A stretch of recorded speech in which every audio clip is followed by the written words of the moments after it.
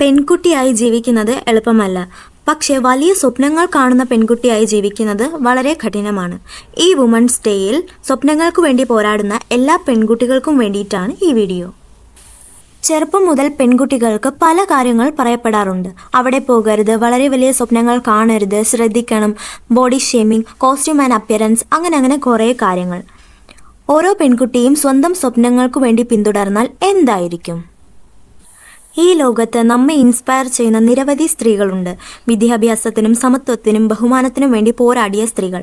അവരാൽ തന്നെയാണ് ഇന്നത്തെ പെൺകുട്ടികൾക്ക് പഠിക്കാനും യാത്ര ചെയ്യാനും സ്വപ്നങ്ങൾ നിർമ്മിക്കുവാനും കഴിയുന്നത്. ഇന്നത്തെ ലോകത്തിൽ നടക്കുന്ന സംഭവങ്ങളുമായി ബന്ധപ്പെട്ട് ഒരു പഴയ സംഭവത്തെ ഞാൻ നിങ്ങളോടൊപ്പം പങ്കുവയ്ക്കാൻ ആഗ്രഹിക്കുന്നു. ഇയർ 1971 അന്നത്തെ പ്രധാനമന്ത്രിയായിരുന്ന ഇന്ദിരാഗാന്ധിക്ക് അമേരിക്കയിലെ വൈറ്റ് ഹൗസിൽ നിന്നും ഒരു ഫോൺ കോൾ. എത്രയും പെട്ടെന്ന് പാകിസ്ഥാന് നേരെയുള്ള യുദ്ധം അവസാനിപ്പിക്കണമെന്നായിരുന്നു അമേരിക്കയുടെ ആവശ്യം.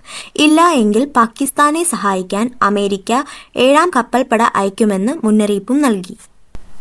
പാകിസ്ഥാനു വേണ്ടി കപ്പലുകൾ അയക്കാതിരിക്കാം, എന്നാൽ എൻ്റെ രാജ്യത്തിൻ്റെ സമുദ്രാതിർത്തി കടന്നു വരുന്ന കപ്പലുകളോ അതിലെ സൈനികരോ തിരിച്ചു പോകണോ വേണ്ടോ എന്ന് ഞാൻ തീരുമാനിക്കും എന്നായിരുന്നു പ്രധാനമന്ത്രിയായിരുന്ന ഇന്ദിരാഗാന്ധിയുടെ മറുപടി. ഇന്ദിരാഗാന്ധിയും നമ്മളെപ്പോലെ തന്നെ ഒരു പെണ്ണായിരുന്നു. ബട്ട് ഇന്ദിരാഗാന്ധിയും നമ്മളും തമ്മിലുള്ള വ്യത്യാസം എന്താണ്?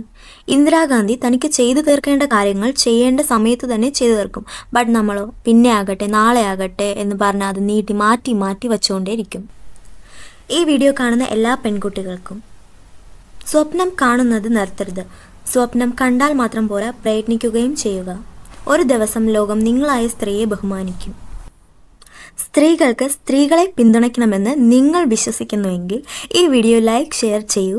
കൂടാതെ നിങ്ങളെ ഇൻസ്പയർ ചെയ്തിട്ടുള്ള ഒരു പേഴ്സൻ്റെ നെയിം കമൻറ്റ് ചെയ്യൂ.